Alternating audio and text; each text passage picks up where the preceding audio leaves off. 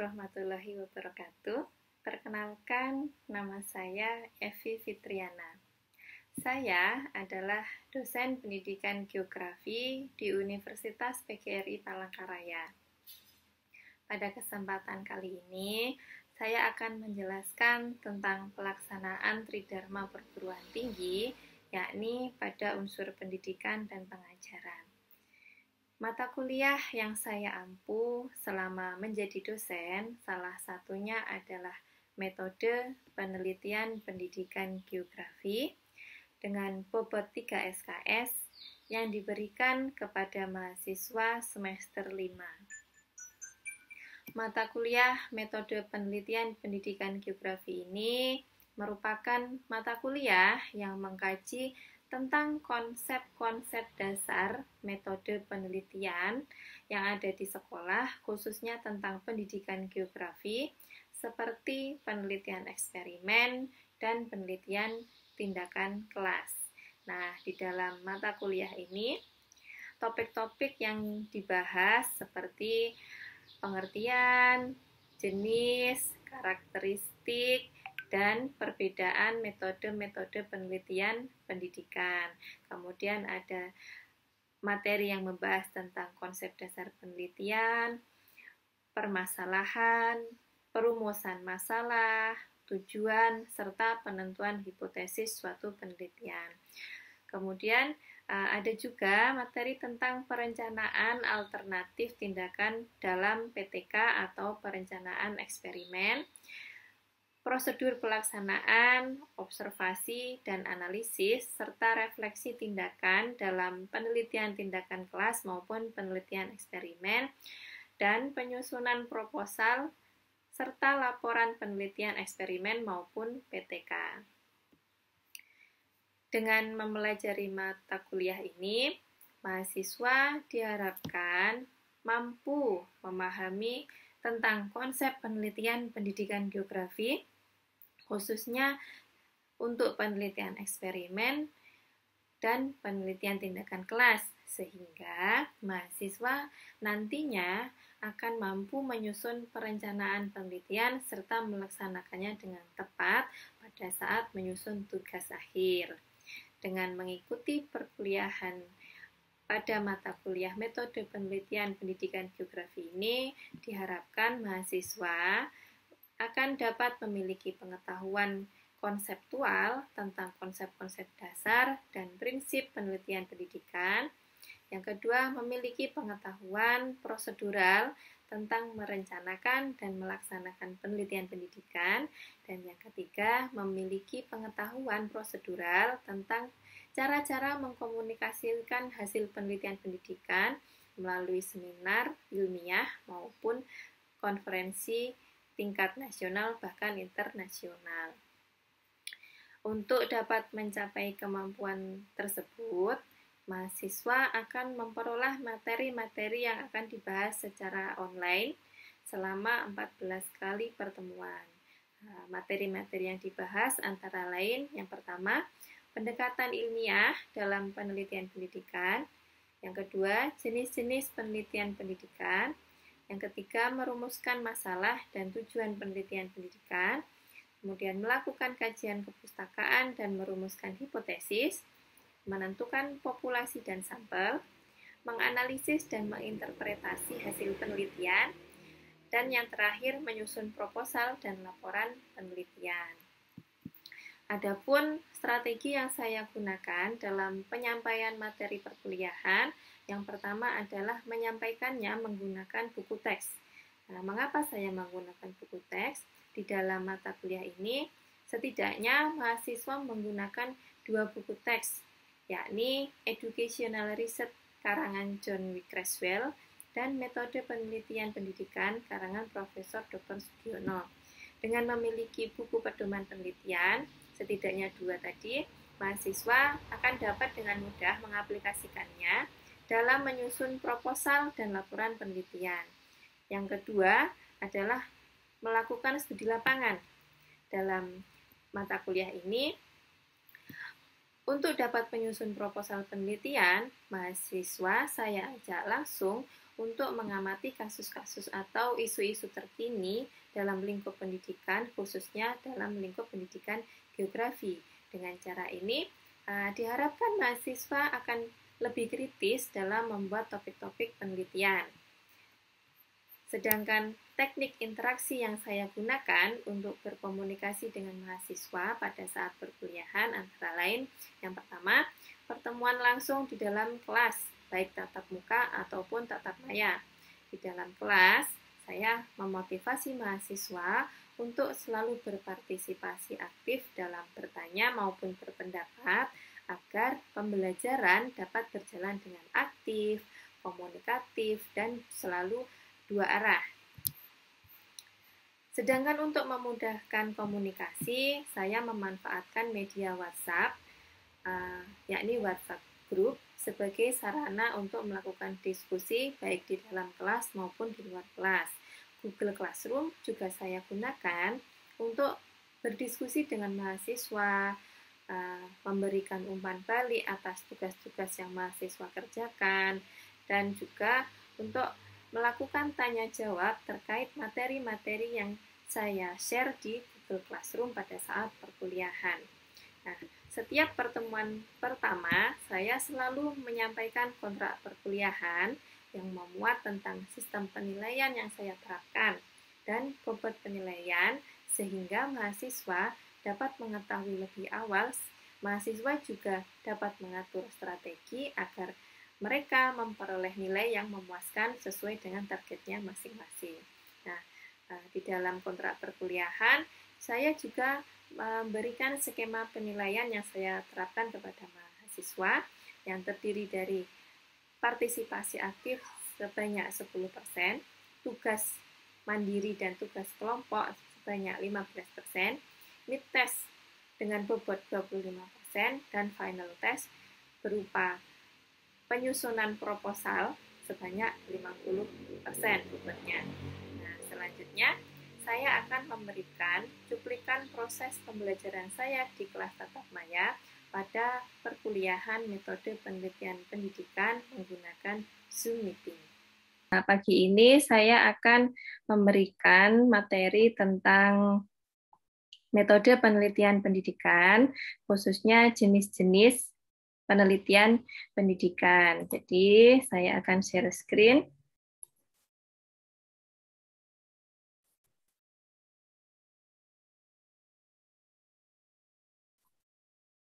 Oke.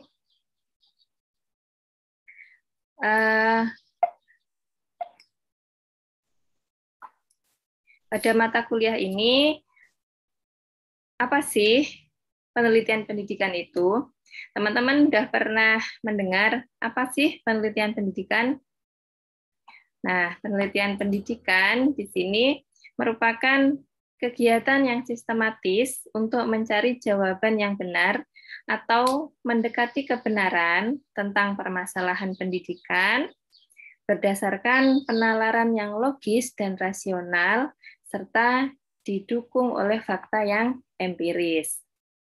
Jadi, masalah-masalah yang ada di dalam dunia pendidikan, kalau kita di dunia pendidikan geografi itu dilihat, kemudian dibahas menggunakan penalaran yang logis dan rasional, dan didukung oleh fakta-fakta yang empiris. Fakta yang empiris itu apa? Didukung dengan data, misalnya penurunan tingkat motivasi siswa terhadap mata pelajaran geografi dilihat dari hasil belajarnya. Jadi ada data-data hasil belajar yang nyata yang dapat kita lihat seperti itu. Nah, di dalam ruang lingkup penelitian pendidikan ada apa saja sih? Nah, ada sistem pendidikan, ada falsafah pendidikan, kebijakan-kebijakan pendidikan, teori-teori pendidikan, manajemen, kemudian satuan pendidikan, jenis-jenis pendidikan, ada program pendidikan dan pembelajaran, kontribusi pendidikan, serta ilmu-ilmu pendukung pendidikan yang lain. Misalnya, teman-teman tertarik terhadap kurikulum, bisa diteliti dengan penelitian pendidikan, seperti itu. Kemudian teman-teman tertarik terhadap model-model pembelajaran, mengembangkan model-model pembelajaran atau mengembangkan media ataupun mengembangkan sumber belajar. Silahkan, penelitian pendidikan juga bisa mencakup hal-hal seperti itu, pengembangan-pengembangan khusus untuk kemajuan pendidikan sangat diperbolehkan. Selanjutnya, pendekatan penelitian pendidikan. Di dalam pendekatan penelitian pendidikan ada dua, ada pendekatan positivistik dan ada pendekatan naturalistik. Nah, dalam pendekatan positivistik, penelitian ini menjawab tentang permasalahan-permasalahan yang memerlukan pengukuran yang cermat terhadap variabel-variabel dari objek yang diteliti untuk menghasilkan kesimpulan-kesimpulan yang dapat digeneralisasikan. Kemudian pendekatan ini memandang tentang kenyataan sebagai suatu yang berdimensi tunggal, fragmental atau memiliki intisari dan cenderung bersifat tetap. Nah, sebelum dilakukan penelitian dalam pendekatan positivistik ini disusun secara rinci dan tidak berubah-ubah selama penelitian berlangsung. Dalam pendekatan positivistik ini, contoh-contoh penelitiannya adalah penelitian kuantitatif, jadi harus ada langkah-langkah yang cermat, yang rinci, yang harus dilaksanakan. Sedangkan pendekatan naturalistik memandang kenyataan sebagai suatu yang berdimensi jamak, utuh, merupakan kesatuan, dan berubah atau open-ended. Nah, karena itu tidak mungkin disusun rancangan penelitian yang rinci dan fix sebelumnya. Di dalam rancangan penelitian dapat berkembang selama proses penelitian berlangsung. Di dalam pendekatan naturalistik ini sering juga disebut sebagai pendekatan kualitatif, post-positivistik, etnografik, humanistik, atau case study. Nah, di dalam penelitian pendidikan, khususnya geografi, apa saja sih contohnya? Misalnya, teman-teman bisa wawancara kepada guru, kepada kepala sekolah, atau kepada siswa tentang, misal kalau ada siswa yang berprestasi di bidang ilmu kebumian atau geografi, nah teman-teman dapat melakukan wawancara penelitian, apa sih yang memotivasi siswa tersebut sehingga dia dapat berprestasi di bidang geografi khususnya. Kalau misalnya kepada guru, bagaimana sih misalnya kiat-kiat guru dapat menerapkan bermacam-macam model pembelajaran yang menarik, kemudian media-media pembelajaran yang asik dan menarik juga, sehingga siswanya lebih bersemangat untuk belajar seperti itu. Nah, selain itu juga misal kepala sekolah dapat ditanya atau diwawancara tentang bagaimana kiat-kiat sekolah ini untuk memajukan atau meningkatkan khususnya materi-materi pembelajaran geografi, karena geografi merupakan mata pelajaran yang penting untuk mengetahui banyak hal, misalnya tentang kebencanaan, kemudian pemetaan, bisa juga untuk melihat fenomena-fenomena alam seperti itu. Jadi, dengan menggunakan pendekatan naturalistik, kita bisa mengulas atau mencari secara mendalam, secara mendetail apa yang teman-teman ingin ketahui. Berbeda dengan pendekatan positivistik. Jadi harus misalnya penelitian eksperimen. Jadi bagaimana pengaruh model pembelajaran problem based learning terhadap hasil belajar. Nah, itu jika tidak ada pengaruh berarti hipotesis ditolak seperti itu. Jadi pendekatan positivistik ini bersifat apa ya istilahnya? Eksak, bersifat tetap. Jadi tidak bisa berubah-ubah. Nah, dalam penelitian terapan yang ada di bidang pendidikan ada penelitian evaluasi, ada penelitian eksperimen, dan ada penelitian tindakan. Nah, saya lanjutkan. Sudah kelihatan penelitian evaluasi dalam pendidikan? Belum, Bu. Belum, Bu. Belum. Kalau ini sudah. Sudah, Bu. Nah, ini sudah. Ya, Bu. Penelitian evaluasi yang ada dalam pendidikan dilakukan untuk mengevaluasi efektivitas program, kemudian kebijakan, ada kurikulum, metode pembelajaran, media maupun peralatan-peralatan yang baru yang ada di dunia pendidikan. Nah, teknik penelitiannya seperti survei, studi lapangan, dan eksperimen tadi. Kalau survei bagaimana? Bagaimana sih misalnya persepsi siswa terhadap penerapan metode pembelajaran studi kasus atau penerapan persepsi siswa terhadap penerapan pembelajaran daring seperti saat ini. Nah, ini ada lagi contoh judulnya penelitian adalah efektivitas penggunaan media pembelajaran peta tematik pada model pembelajaran outdoor study terhadap pencapaian kompetensi membuat karya tulis ilmiah untuk mahasiswa atau untuk siswa kelas 11 atau kelas 12 seperti itu. Jadi kalau misalnya nanti waktu PPL mendapatkan tugas laporan, teman-teman bisa mengambil contoh tentang penelitian evaluasi pendidikan. Nah, yang kedua adalah penelitian eksperimen. Tujuannya untuk meningkatkan mutu pembelajaran yang ada di kelas. Nah, dalam penelitian ini lebih banyak menggunakan data-data kuantitatif. Di dalam penelitian eksperimen, pelaksanaannya minimal menggunakan 2 kelas paralel, misalnya pengaruh pembelajaran, model pembelajaran PBL terhadap hasil belajar. Nah, kelas yang satu sebagai kelas eksperimen yang diterapkan model pembelajaran PBL, dan kelas satunya lagi sebagai kelas kontrol atau kelas yang tidak diberi perlakuan. Jadi model pembelajarannya yang biasa-biasa saja boleh, atau menggunakan model pembelajaran konvensional, jadi ceramah, tanya jawab, dan penugasan selesai seperti itu.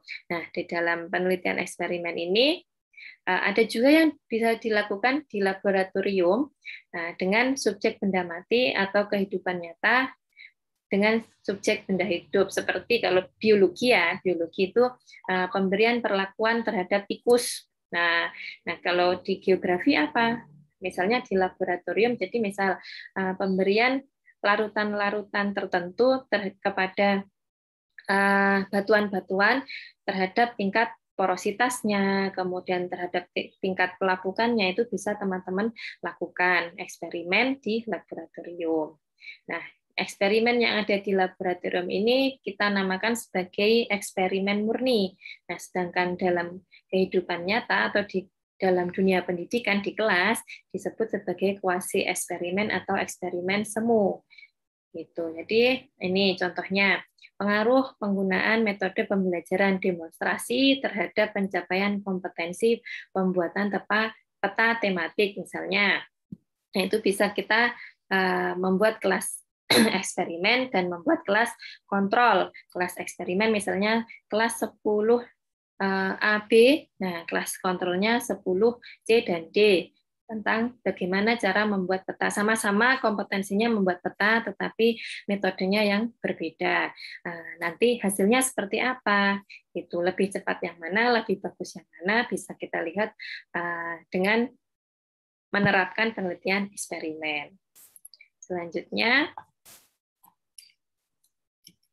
ada penelitian tindakan kelas, tadi sudah saya singgung.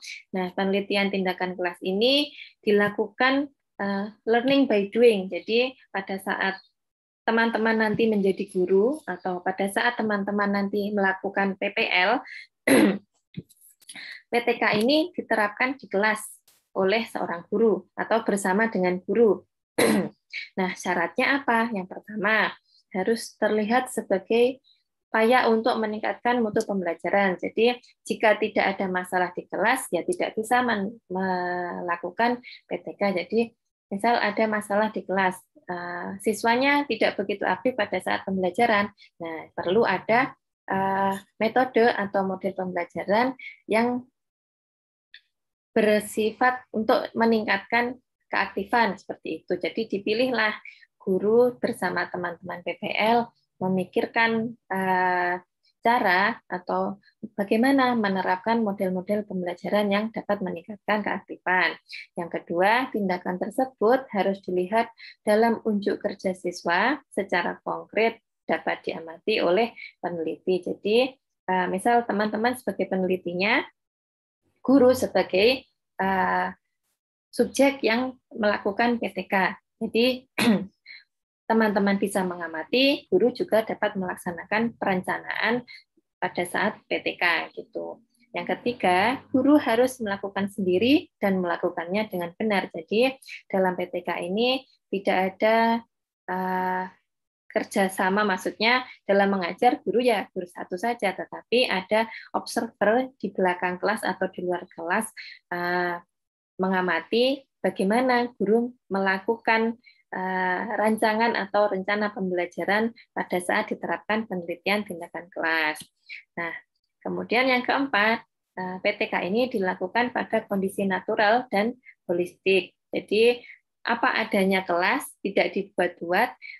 Misalnya, pada siklus pertama tidak ada perkembangan, ya lanjut ke siklus kedua, siklus ketiga, sampai siklus kesekian, hingga nanti siswa-siswanya bisa misalnya tadi keaktifan, jadi meningkat keaktifannya seperti itu.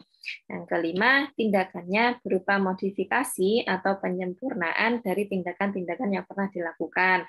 Misal, saya sebagai guru geografi di SMA Banjarmasin, kelas 11 IPS 2, setelah saya berikan metode pembelajaran jigsaw kok tetap tidak aktif ya. Kemudian setelah saya berikan metode pembelajaran talking stick, kenapa juga tetap tidak aktif? Jadi saya akan memodifikasi atau menyempurnakan metode-metode dan model-model pembelajaran yang telah saya gunakan, yang telah saya implementasikan agar mereka, siswa-siswa, menjadi aktif seperti itu. Yang keenam, didasari oleh keadaan kelas atau permasalahan kelas. Tadi sudah saya sampaikan, kalau nggak ada masalah, kenapa dilakukan penelitian tindakan kelas? Jadi, penelitian tindakan kelas ini tujuannya untuk menyelesaikan atau bagaimana sih memecahkan masalah yang ada di dalam kelas. Yang ketujuh, harus ada pengamatan dengan panduan apa ya istilahnya, daftar panduan pengamatan. Jadi saya bersama teman-teman PPL atau saya bersama dengan guru geografi yang lain, saya sebagai subjeknya, saya yang melakukan PTK di dalam kelas. Nah, guru yang lain itu melakukan pengamatan apa saja yang kurang, kemudian apa saja yang perlu dibenahi, seperti itu. Yang kedelapan, langkah-langkah penelitian yang direncanakan selalu dalam bentuk siklus yang memungkinkan terjadinya peningkatan-peningkatan yang kita tuju, seperti itu. Dari sini ada yang bingung? Nah, ini langkah-langkahnya untuk PTK, sedikit gambarannya ada perencanaan. Sebelumnya, kalau mau melakukan PTK, direncanakan dulu, ada tadi masalahnya apa, kemudian disusun perencanaannya apa saja, kemudian tindakannya apa saja, gitu. Kemudian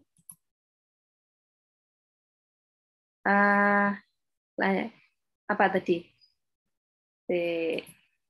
Ada observasi sambil dilakukan tindakan, diobservasi oleh pengamat. Nah, kemudian direfleksi apa saja yang kurang, kemudian yang belum tercapai apa saja, dan kembali lagi ke siklus ini. Oke. Nah, keberhasilan PTK ini ada pada aktivitas refleksi, yaitu perenungan atas tindakan yang telah dilakukan.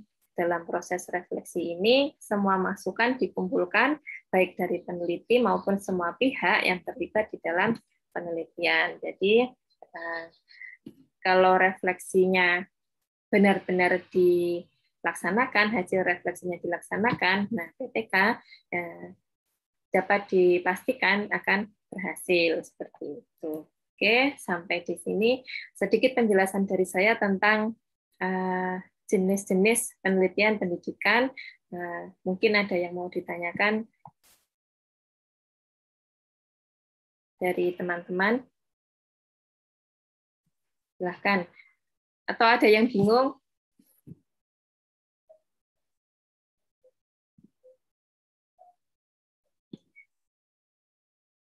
Semester-semester lalu sudah pernah mendapatkan mata kuliah dasar-dasar penelitian sebelum semester ini? Belum ada, Bu. Belum ada. Oh, jadi mungkin bingung. Nanti apa yang dibingungkan?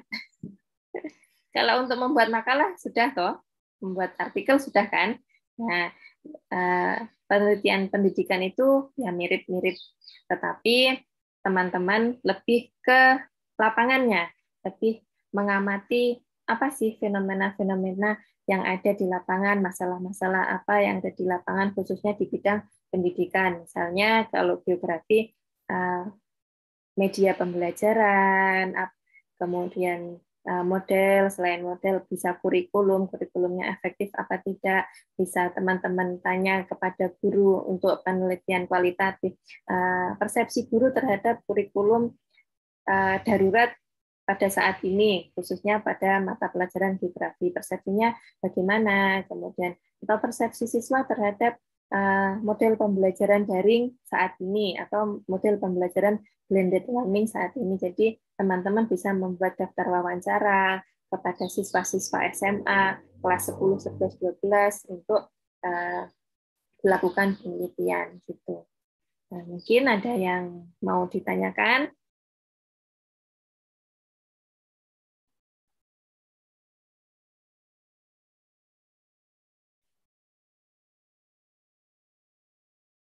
Silahkan.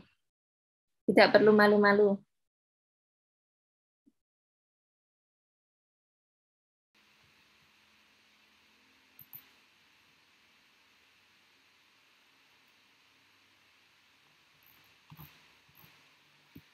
Demikianlah penjelasan tentang unsur pendidikan dan pengajaran yang telah saya lakukan selama menjadi dosen.